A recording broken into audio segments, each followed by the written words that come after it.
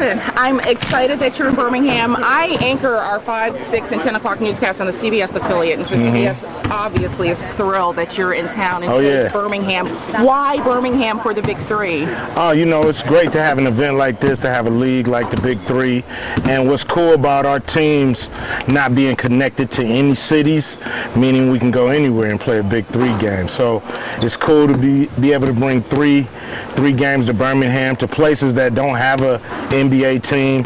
You know, we're in Atlanta tomorrow, so you know it's like right next door, right down the street. So it's great to be able to bring it on down the road. We've had just in the last few months, we had a professional football team come in and then they collapsed. This is your 3rd year for the Big 3. How have you been able to make this be successful? Because you've lasted. Well, you know, we have a great product. I believe we have, you know, the guys you know playing the game you love. 3-on-3 is a familiar game to a lot of people. A lot of us grew up playing more 3-on-3 than 5-on-5. So to elevate it to the pro level, I think is unique. Our rules are unique. We have a 4-point shot. So I think we have things that are changing the game that makes it a different experience than any other basketball experience you've ever been to. As we were waiting outside for you, there were people coming up to get their tickets. They don't open until 2 o'clock. But a mom and her children, how important is it that you bring something like this to our community?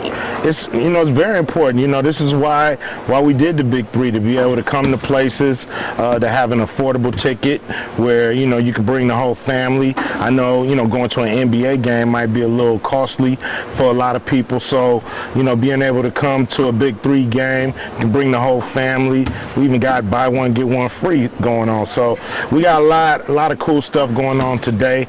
It's a hot day outside. Why not be in this air-conditioned building seeing these guys go at it? We were so happy that you said, let's come inside and do this.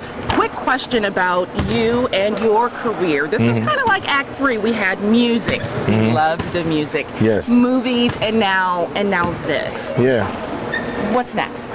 Oh man, just trying, you know, probably a reverse of everything. You know, I still do music, still got concerts coming up. I'm on a movie right now, so I'm filming a movie as the season is going on.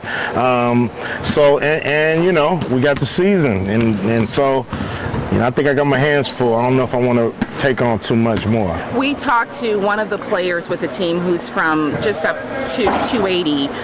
He talked about how this shows people in his community that there is something else. Maybe it's not the NBA. Yes. You can make a career out of doing what you love. Without a doubt. You know, there's all kind of different jobs, different things, you know, around the league that, you know, from, you know, dealing with the players, you know, dealing with, you know, our video crew. We got a video crew that gotta, you know, keep online hot.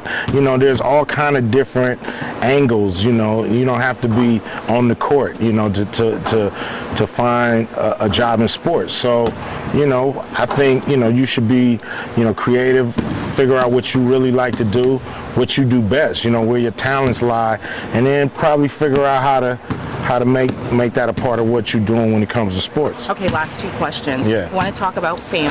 Yes. I want to talk about your son. I think it's really cool that he got a chance to play you and Straight Outta Compton. Just love that. How was that for you? It's incredible. You know, you can't really describe the feeling. You know, I never even thought he was going to be an actor. You know, that's something he didn't pursue. So just by me, you know, kind of saying, yo, this opportunity is here. Will you take it serious? Will you actually put in the work to become an actor and do this part? And he did. He did everything we asked him. He worked for 2 years. He had actually the hardest time. You know, the coach's son get it the worst. So, you know, and he came through with flying colors. Now he has a, you know, nice movie career going. He's in several movies, and so, you know, we're just proud of him. I want to thank you for doing Straight Outta Compton because that's my childhood. Yeah. So you are me in so many ways.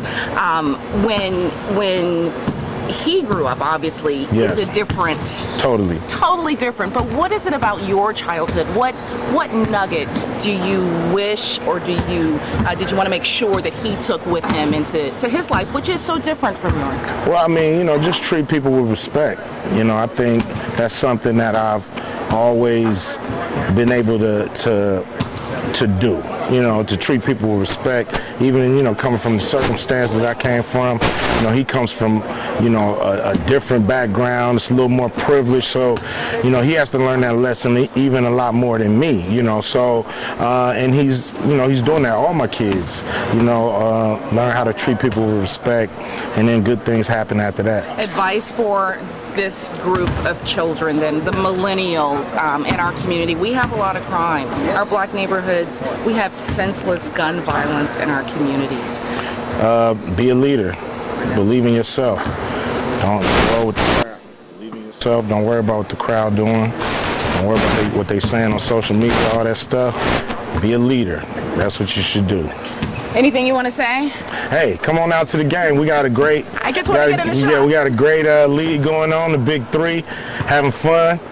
Jumping off at 4 o'clock, and it's going down. It ain't going up. And you were draining some. They weren't threes. They weren't threes. Yeah, they went in. That's all that mattered. Thank you. All right, take it easy. You. Nice to meet you.